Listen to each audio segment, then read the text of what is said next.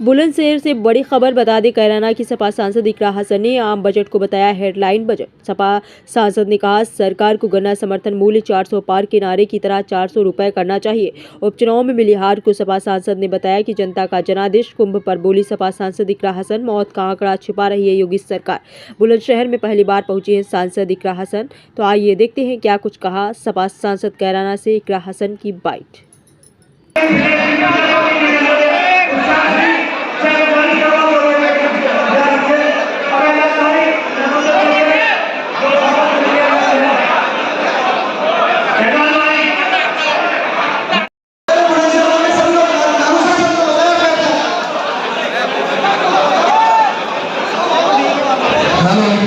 भैया मेरा सभी को बता कृपया करके जो फोटोबाजी हो रही है कृपया पीछे हो जाए सब लोग। भैया आपके समझ में बात नहीं आ रही है या जब चाहते हुए धक्का मार के पीछे करा आप लोगों को। ये आपका प्रोग्राम है, किसी बाहर के आदमी का प्रोग्राम थोड़ी है। भैया आपसे बार विनती करते हैं हम लोग, आपसे हाथ जोड़ गुजारिश करते हैं कि पीछे वालों को देखिए, आप लोग बैठिए अपने मंचों में बैठिए। भैया समझ में आ रही है आपको फोटो वालों, ये तो कैमरा वाला भैया पीछे नहीं हो सकता क्या? ये फोटो खींच लेने आया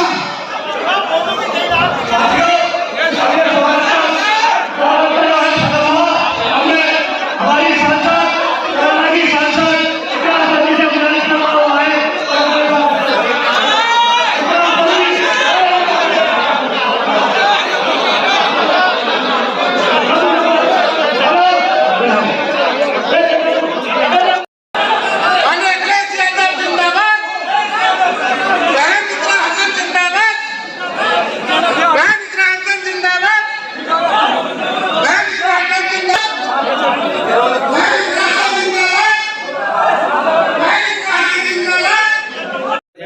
युवाओं का बजट है, किस तरीके का बजट है?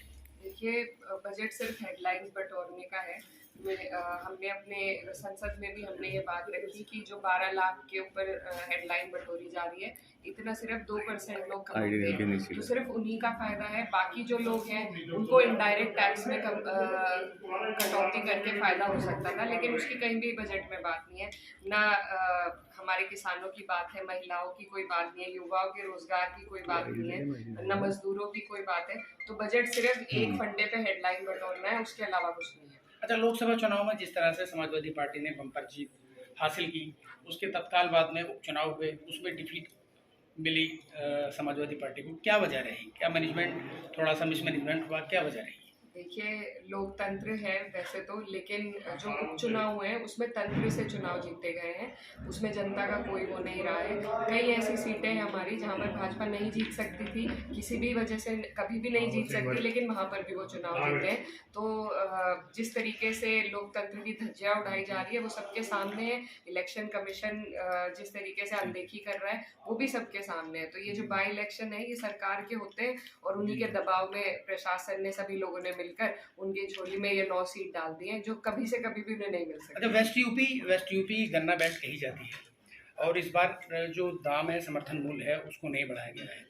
क्या मांग है समाजवादी का, क्या स्टैंड है, क्या मांग करती है समाजवादी पार्टी? ये समर्थन मूल्य बढ़ाया ही नहीं बल्कि घोषित भी नहीं किया गया है। हमारी मांग ये है कि पिछली बार से ज़्यादा बढ़ाकर की जाए। कई चुनाव में कई जगहों पर ये भी वादे किए गए कि 400 पार सीटें होंगी तो 400 पार ही गन्ने का दाम होगा। तो हमारी मांग है कि कम से कम 400 पार तो करें। हालांकि अब जो महंगाई बढ़ती जा रही है और किसान जिस तरीके से परेशान है, तो गन्ने का मूल्य तो और भी देना चाहिए, क्योंकि जो किसान है वो हमारे देश की रीढ़ की हड्डी है। तो लेकिन पिछली बार से तो बढ़ना ही चाहिए। मैडम, कुंभ मेले में जिस तरीके से गवर्नमेंट ने 50 करोड़ का अपना ये डेटा उनके पास है कि 50 करोड़ वहाँ पहुँचे हैं शरणार्थी, लेकिन ट्रेजेडीज जो हुई हैं, जो कैजुअलिटीज हुई हैं, उसको लेके कोई स्पष्ट बात नहीं हुई है। और हाउस में, सदन में इस बात को लेके कोई चर्चा का कुछ प्लान है, क्या है, कैसे रहेगा? जी, हुई है इस पर चर्चा। जब प्रेसिडेंट का अभिभाषण था उस पर भी अध्यक्ष जी, राष्ट्रीय अध्यक्ष अखिलेश यादव जी ने कुंभ पर ही बात करी। बजट में भी उन्होंने सबसे पहले कुंभ का मुद्दा उठाया था, लेकिन सरकार इन चीज़ों पर चर्चा नहीं करना चाहती, सिर्फ बातों को टालना चाहती है। जो वहाँ पर जिस तरीके से वीडियो हमने देखी है और जिस तरीके से जो बुलडोजर से लाशों को उठाया गया है, तो जो मरने वालों की संख्या है वो बहुत ज़्यादा है लेकिन अभी तक वो डिजिट सरकार नहीं दे पाई है, ना ही जो लोग वहाँ पर आपस में बिछड़ गए हैं उनको भी ना तो ढूंढ पाई है, ना वो अपने परिजनों से मिल पाए हैं। तो जो व्यवस्था वहाँ पर बिगड़ी है, जिस तरीके से प्रचार किया गया था और जितना खर्चा प्रचार पर और वीआईपी मंडल में किया गया है, उतना ही अगर आम जन की व्यवस्था के लिए किया जाता तो आज ये दिन ना देखना पड़ता। लापता लोगों के लिए समाजवादी पार्टी क्या प्लान लेकर चल रही है? जमीनी स्तर पे क्या इसमें आगे करना? जमीनी स्तर पे देखिए, हम भी कई लोगों से मिले हैं, बातें हुई हैं।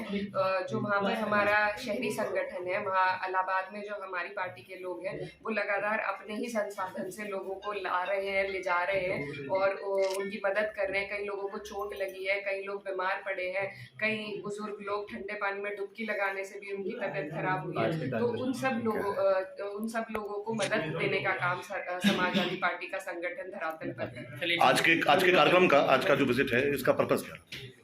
आज देखिए, बुलंदशहर के लोगों ने, यहाँ हमारी जो पार्टी का संगठन है, उन्होंने बहुत प्यार से मुझे बुलाया और काफ़ी वक्त से हमारा विचार बन रहा था आने का। तो आज हमें स्कूल के एनुअल फंक्शन में आने का मौका मिला, तो बहुत अच्छा है। इसी तरह सबसे मिलते रहेंगे और पीडीए के भी कार्यक्रम पूरे प्रदेश में चल रहे हैं, तो उसके लिए भी हम कोशिश करेंगे कि पार्टी को ज़्यादा से ज़्यादा हम लोग मजबूती दें। धन्यवाद।